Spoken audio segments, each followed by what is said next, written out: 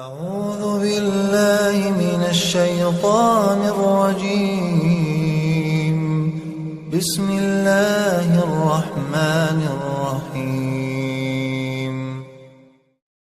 الحمد للہ وکفا والسلام علی عبادہ الذین اصطفیٰ۔ امام مسلم رحمہ اللہ نے سیدہ کائنات ام المؤمنین حضرت عائشہ صدیقہ رضی اللہ تعالی عنہ سے روایت نقل کی ہے، کہتی ہیں سمعت رسول اللہ صلی اللہ علیہ وسلم یقول لا صلاة بحضرة الطعام ولا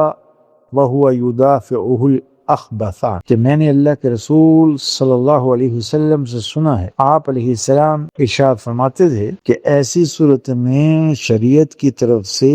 نماز کا حکم نہیں ہے کہ کھانے کے سامنے ہوتے ہوئے کہ آدمی کو کھانے کا تقاضا ہو اور ادھر نماز کا بھی حکم ہو، ایسا نہیں،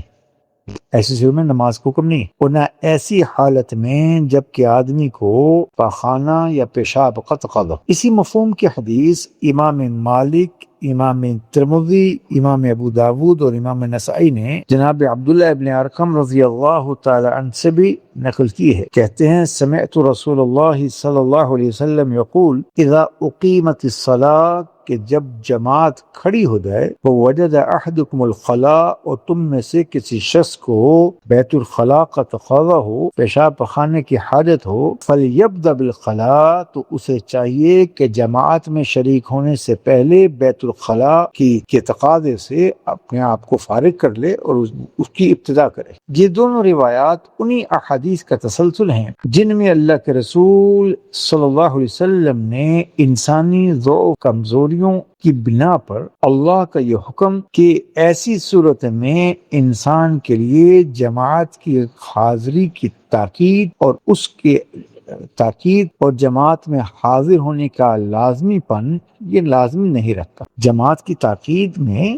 اور اس کے لیے رخصت ہو سکتی ہے، گنجائش ہو سکتی ہے کہ جماعت کو چھوڑ کر اپنی ان طبعی ضرورتوں کو، جیسے انتہائی بھوک کی حالت، پیشاب پخانے کا تقاضا، یا انتہائی تند و تیز ہوا، یا سخت بارش اور سخت سردی، کہ یہ اگر ان صورتوں میں ایک شخص کو پابند کیا جائے کہ وہ پہلے نماز پڑھے اور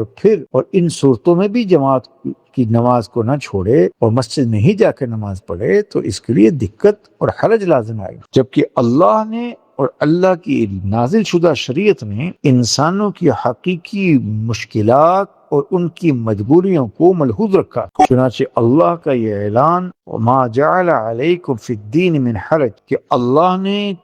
دین میں تمہارے لیے تنگی، دقت اور مشقت نہیں رکھی اور مشکلات نہیں ہیں۔ اللہ انسانوں کو مشکل میں نہیں ڈالنا چاہتے۔ یرید اللہ بکم اليسر ولا یرید بکم العسر، اللہ آسانی چاہتے ہیں۔ الدین یسر، حدیث میں بھی ہے، دین آسانی کا نام ہے، اس میں دقت نہیں، اللہ نے گنجائش دی۔ اور جہاں اللہ نے اور اللہ کے رسول صلی اللہ علیہ وسلم کی تعلیمات میں دین کی بتائی ہوئی تعلیمات میں جہاں گنجائش ہے، وہاں گنجائش کو لینا یہی دین ہے۔ گنجائش ہوتے ہوئے گنجائش کے راستے کو اختیار نہ کرنا، ہر حال میں ہی گنجائش سے استفادہ نہ کرنا، یہ شریعت کا مزاج نہیں۔ اللہ ہم سب کو حضور علیہ السلام کی تعلیمات کو سیکھ کر عمل کرنے کی توفیق دے۔ بہرحال جماعت اور مسجد کی نماز کا تقاضا اور عبادت کا تقاضا یہ ہے کہ اشتغال، انہماک اور خاص توجہ و دھیان سے نماز پڑھی جائے، کہ اقیم الصلاۃ لذکری، اللہ کا یہ ارشاد ہے۔ اور ان تقاضوں کے ہوتے ہوئے کہ پیشاب کا انتہائی تقاضا ہو، بھوک کا انتہائی تقاضا ہو، انتہائی نیند کا غلبہ ہو، ایسی صورتوں میں آدمی انہماک سے نماز نہیں پڑھ سکے گا، تو شریعت نے اس شخص کے لیے گنجائش رکھ دی کہ پہلے اپنی ان طبعی اور بشری ضروریات سے فارغ ہو جائے، پھر یکسوئی کے ساتھ نماز کا اہتمام کرے۔ اللہ ہم سب سے راضی ہو جائے، دین سیکھ کر عمل کرنے کی توفیق عنایت فرمائے۔